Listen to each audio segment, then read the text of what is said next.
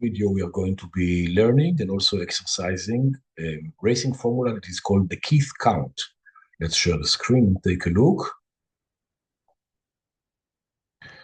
So here this screen is, of course, split into two. On the left hand, we see extreme gammon, just a position that I'm going to remove. We're going to use it very soon in order to illustrate this formula. And let's speak about racing formulas. Generally, when we race, there is no contact. At some point, if we have the advantage, we would like to cube. Most people don't know how to do it, or maybe they count pips and they try to guess, maybe double when they're 10% ahead or 8% ahead. There are many kind of shortcuts, but unfortunately, there are many problems with using shortcuts. And most formulas that we have for racing improve upon just counting pips and trying to double when we are 10% or 8% ahead. There have been many people who attempted to write such formulas, and indeed on the right side of the screen, we see here an article that was written by backgammon expert Tom Keith in June of 2004, in which he compares several different formulas, and that's quite an interesting article. But we're only going to look at his own proposal, which he liked better, of course, than all of the others. It's called the Keith count. And this formula tries to do two things. First of all, not all positions are created equal, and positions are not only judged by the pip count. Sometimes a position can have a certain defect, and then the pip count has to be adjusted. Something makes the position less effective or more effective, and then you have to adjust the count. So the count will not be the same like the raw pip count. You take into account certain positional elements. And the other thing is that you need some kind of a formula. Once you calculated the adjusted pip counts for yourself and for your opponent, you need to have some kind of a formula when to double, when to take, and when to pass. And this is what we're going to learn today, the Keith count. And we're going to be using this extreme gammon board in order to put on a few positions and try to work with the formula, just feel a little bit the formula real, with real checkers and real problems, real issues. And after that, we're going to give you several exercise positions. So let's learn the formula. We start with the basic pip count. So let's take some kind of a contactless race. For example, just a minute, I'm pausing this for a second. Yeah, that's good. Let's continue. Just checking this is recording. I'm not just losing this description. So let's take this kind of a position of a contactless race. Let's say that the opponent still holds our midpoint, and we held it. There used to be contact until last move, but because we are ahead in the race, we rolled maybe 4-2, and we decided to break the contact. Maybe on the move before that, we had a couple of extra checkers here. And now we are going to remove the last two, and we are going to break contact. We played 4-2 like this, and the rest of our checkers are somewhere in the outfield, a little bit inside our home board. Opponent is the same way. Many checkers in the outfield, some checkers in the inner board. The pip counts are a little bit too far for this to be a really interesting question. So let's help you out a little. Now this becomes more interesting. By the way, how do you differentiate between a contactless race and a bear-in position? This I wouldn't call a bear-in. For a bear-in, I want at least most of the checkers to be in the home board. Here, most of them are in the outfield. And in a bear-in, normally I wouldn't like checkers on the side of the board of the opponent. Here, the opponent still has a couple here inside my outfield. So this is not quite a bear-in, it's a contactless race, just on terminology. And let's try to use this pip count and see this Keith count and see how it works. So what does he say here? For each player, start with the basic pip count. That's actually quite easy. Extreme gammon gives it. We don't need to count. We have 104. Opponent has 119. That's quite a difference. And okay, so let's see. We need to add 2 pips for each checker more than 1 on the ace point, which here is empty. Add 1 pip for each checker more than 1 on the 2 point, which is also empty. And add 1 pip for each checker more than 3 on the 3 point. So we see that we are going to be punished a little bit, penalized a little bit, if we have too many checkers on the 3 lower points. This is for something called the wastage. The problem is that when we have too many checkers in the low points, we will reach inevitably a situation when we bear off. We are going to have many, many checkers to bear off from these 3 last points, and then we are going to be wasting pips. We're going to be rolling 6 and 5. but we are only going to bear off checkers worth 3 or 2 or 1. And the opponent, for example, if he doesn't have that problem, is going to be rolling a 6-5, and he's going to take off a checker from the 6 and a checker from the 5, and he's going to be using his full roll. So because we are wasting, and if we have a lot of wastage like that, we are not going to be doubling quite as early. We have to delay doubling a little bit. Or if the opponent suffers from this condition, he will have to drop some positions that otherwise he would be taking. So we see here an adjustment for too many checkers on the ace, the 2, and the 3. What else? Add 1 pip for each empty space on points 4, 5, and 6. Yeah, this can also cause some awkwardness, but here all of these points are full, so there is actually nothing to add. Okay, so we didn't adjust the pip counts, they remain the same, and now increase the count of the player on roll by 1/7, rounding down. We know that 1/7 of 105 is 15, so probably 1/7 would be 14 and something, but we have to round down. So we will be adding 14 pips. 104 plus 14, that's 118. We're still below the opponent. 118, 119. Okay, now it says increase the count of the player on roll by 1/7, which we just did. A player should double if his count exceeds the opponent's count by no more than 4. So we could have a 123 and still double. With 118, it is obviously a double. We don't exceed the opponent count at all. We should redouble. That means if we own the cube. If the cube is on our side, we should redouble if our counts exceed the opponent by no more than 3. So here we cannot redouble if we are 4 up. Here we couldn't do it with 123 because we give up the ownership of the cube. We need to be a bit more careful in doubling. But of course, here we have 118, that's below the opponent, no problem to redouble. Should the opponent take, let's see, if the doubler count exceeds his count by at least 2. We have to be at least 2 above him, so at least 121 for him to be able to take. Remember, we added the 7 to our pip count. So 121 he could take, 118 we are below him, he would have to pass. What does the computer say about it? Let's hope he agrees with us. Yeah, this is quite a sizable pass. It's a pass by 0.135. It's a serious blunder to take this, and the formula would give us this information. By the way, Extreme Gammon could tell this to us right away. We go here to analyze, we go to race formulas, and it gives us the Keith count, and we see that we are -1. We are 1 point below the opponent. Remember, we calculated 118, 119. So according to the Keith formula, also the Extreme Gammon confirms it, that we need to redouble and pass. And if we are not sure how the formula works, we can go directly into Keith and read. And he says here how we adjusted it. We added 14 pips, so we reached 118, which is exactly what we did. And he even gives us again the metrics of the formula. Very, very nice. There was no adjustment for the opponent, but remember it stayed 119. Very, very interesting. Okay, let's try this same approach if it was a bear-in.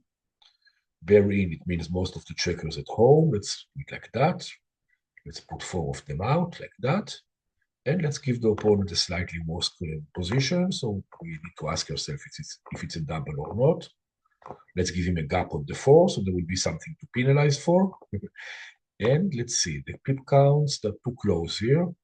So we need to spoil his position a little. Maybe by putting this checker here. Okay, that's more interesting. And maybe I'm going to put this checker here. Okay, now it's interesting. Now we are ahead in the race, and let's use the formula the same way. So we don't have, okay, there is no more than 1 checker on the ace point, and there is no more than 1 checker on the 2 point. So the formula tolerates a single checker on these points.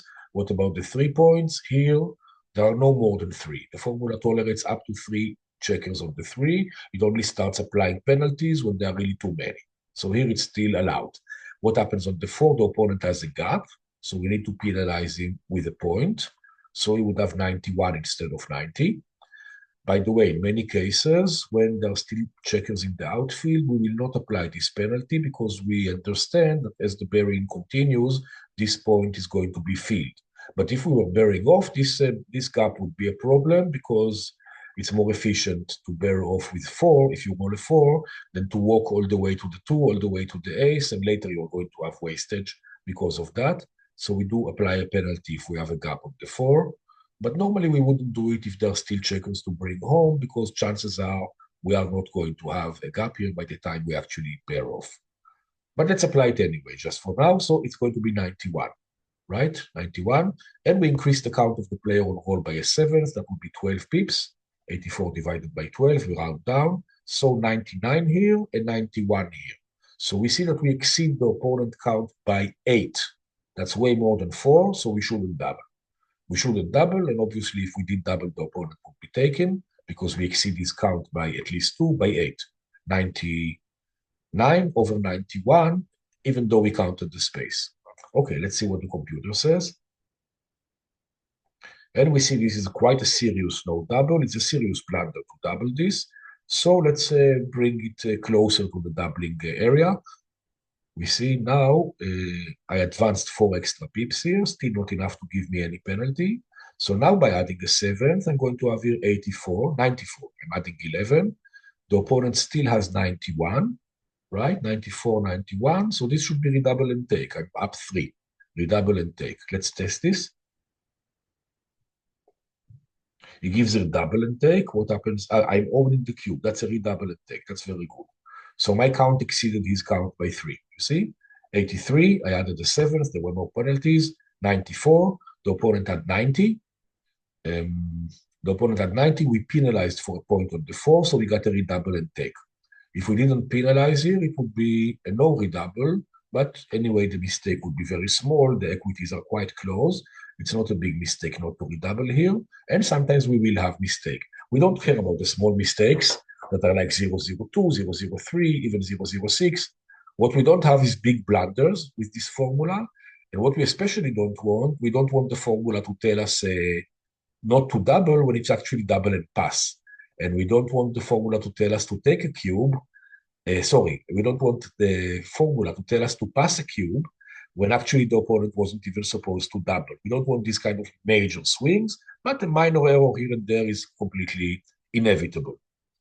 Okay, let's check one more position. Let's check a pair-off position before we go into the exercise positions. So let's do this and this. Yeah, this is good. Yeah, this should be good. The opponent drew off 2 more checkers over us, but he has many, many checkers on the heavier point. I know, what am I saying? We bought 2 checkers off more than him. No, that's way too far. So let's do it the other way. Yeah, here we have a lead in the pip count. We bore off the same number of checkers. By the way, this formula doesn't penalize a player for having more checkers on the board. That makes it quite an exception. Other formulas do. For example, the word formula. Many formulas generally give you 2 extra pips for every extra checkers on the board. So, for example, if I had this checker off, the opponent would get a penalty of 2 checkers. This formula doesn't, and actually it works better for that. I don't know why, but it's a fact. So I'm not going to be compensating, and neither should you later on in the exercise position. If you see a pair-off position and one side has more checkers on the board than the other one, don't compensate according to the Keith count. Just keep applying the formula the way it's written. It's magic. It's a really good formula. So here, let's do the adjustments. Here I need to penalize for the second checker on the ace. That would be 2 extra pips. 2 extra pips here for 2 extra checkers on the deuce. That's 4 extra pips. So 44 becomes 48. And notice the empty space on the 6. That's another thing that makes this formula special, because in other formulas, you penalize for gaps. For example, this would be a gap. You see, we have checkers on the 6, no checker on the 5. But here it doesn't ask for a gap. He asks for an empty space on points 4, 5, and 6. Other formulas would also punish for a gap lower on the board. Here, just the formula doesn't care. But we do need to add a pip. So that would be 5 pips. 44 plus 5 is 49. 49 plus a 7th, that would be 56. The opponent deserves also a penalty for an extra checker here. That's 1 point, it becomes 50. Then he deserves another point for having a checker here, it becomes 51. And he deserves another point for having also an empty space on the 6, that becomes 52. 56, 52, so we are 4 up. 4 up, we should be doubling, but we shouldn't be redoubling, because we lead by 4, and we should be leading by no more than 3. That's quite fascinating. Double, but not redouble. Let's check it. First of all, let's check the doubling from the center. It's a double. And what happens if we own the cube? If we own the cube, it should tell us no redouble, but actually this is a redouble. It's still an error. It's 005. It's not that bad not to redouble here, but it's a clear error. Okay, let's just check that I didn't miscalculate something. And sure enough, Keith tells me that I'm +4. It's a double, but no redouble. So, okay, there was a slight error here. No big deal. We are not going to have too many of them. Most of the time we are correct. And we see that when we are wrong, it's pretty small. Very good formula. So now we are going to go to the exercise positions. There are 14 of them.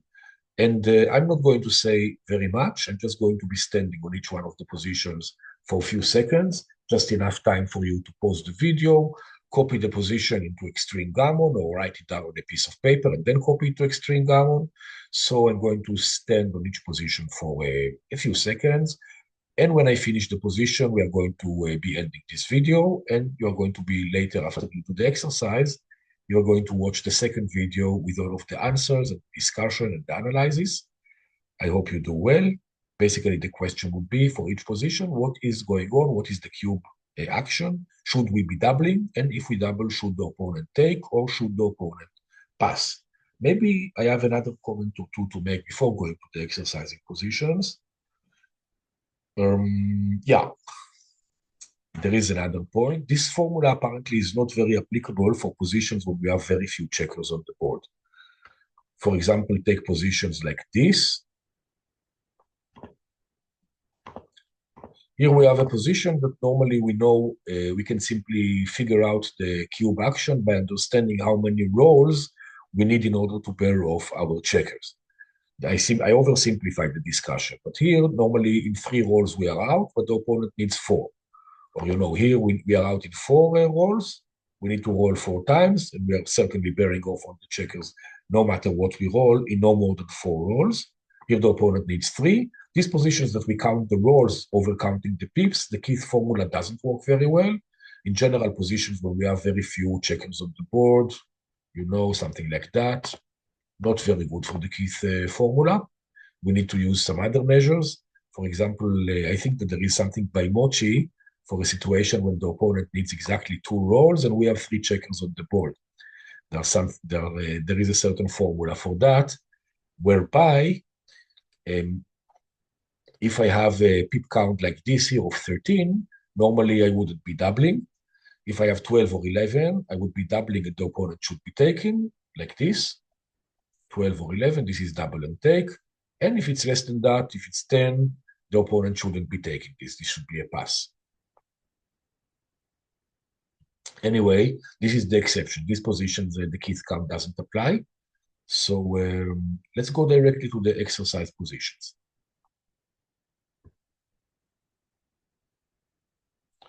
Position number 1.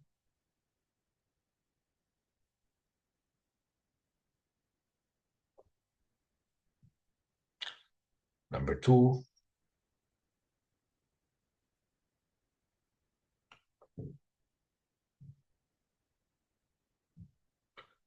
Three.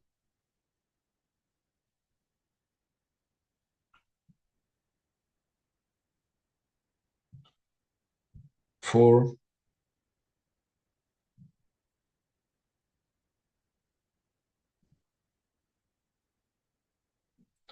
5.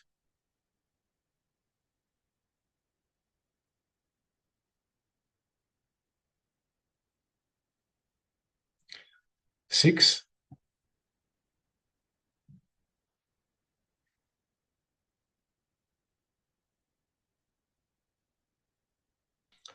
7.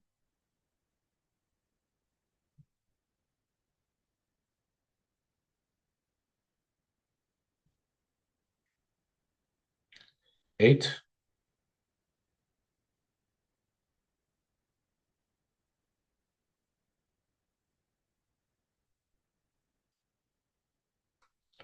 9.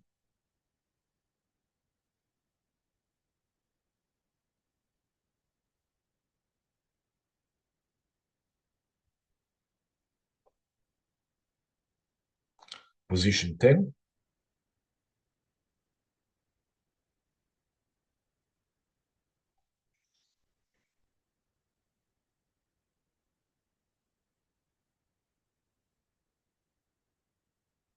11. Here we see a lot of wastage, of course. There are going to be some penalties to calculate.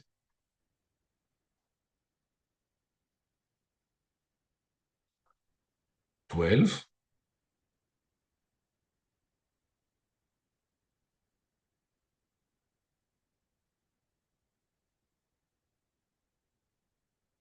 13.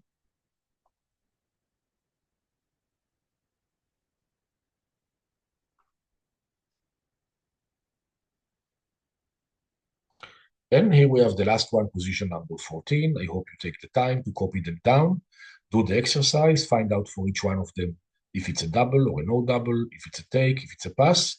And we're going to see each other in the second video with the solutions and the discussion.